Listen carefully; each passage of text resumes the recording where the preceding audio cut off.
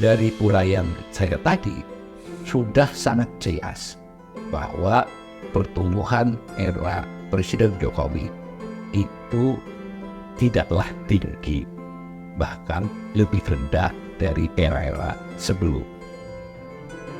Itu pula bahwa realisasi pertumbuhan ekonomi yang termasuk tidak terlalu tinggi itu masih di bawah targetnya sendiri.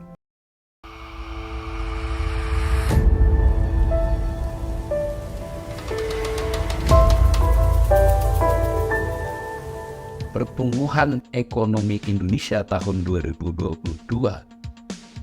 sebesar 5,31% itu diklaim pemerintah sebagai cukup tinggi.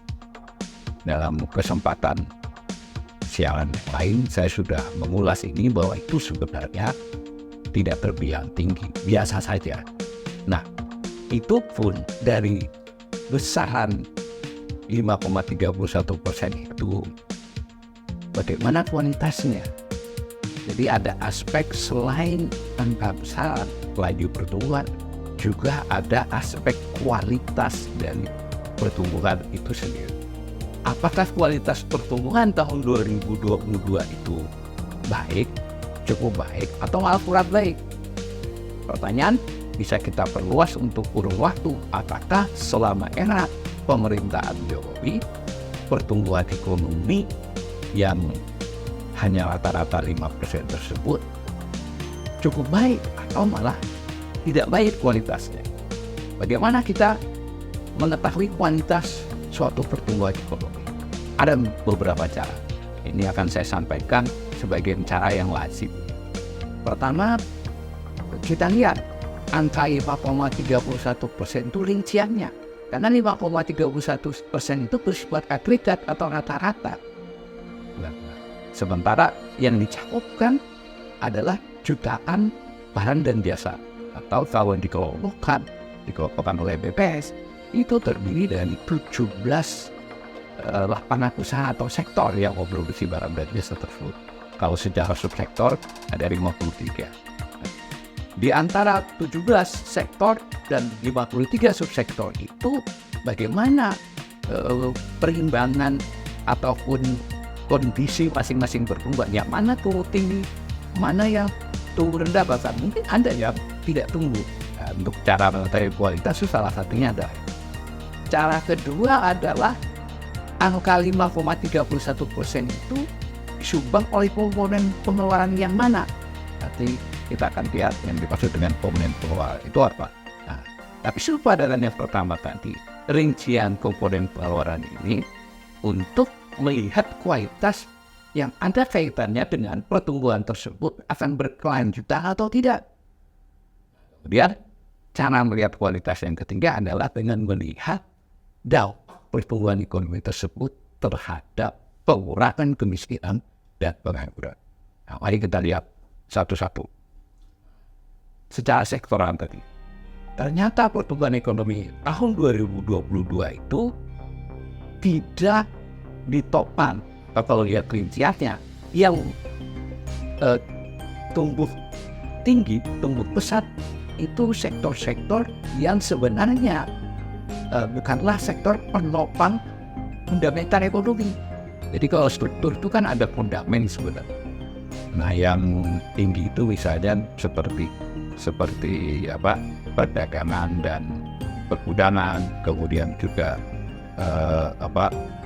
transportasi, lalu akomodasi makan minum dan jasa lainnya.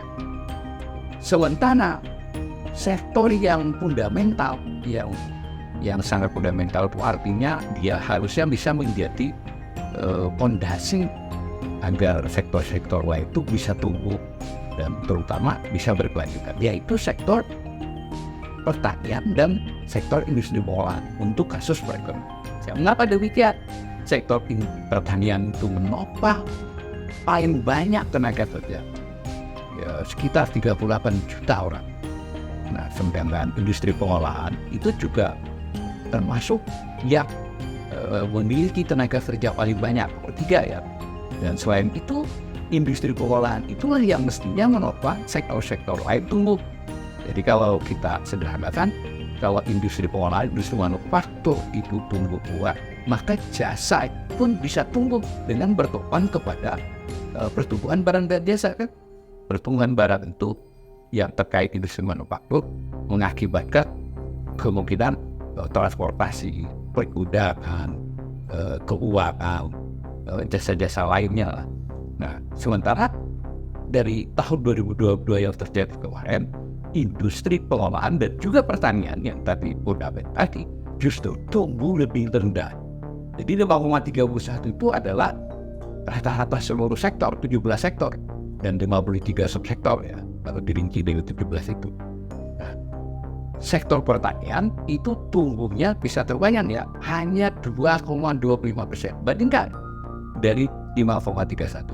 Sementara industri pengolahan itu meskipun cukup tinggi dibandingkan tahun-tahun sebelumnya, tapi hanya menurut catatan saya ini hanya sebesar 4,89, masih di bawah pertumbuhan ekonomi selama tahun 2022. Artinya dilihat dari sisi ini, pertumbuhan 2022 kurang berkualitas.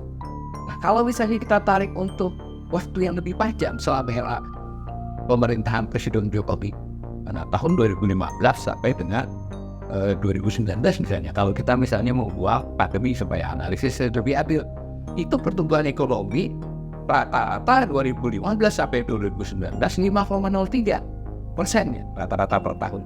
Industri pengolahan hanya tumbuh 4,19%.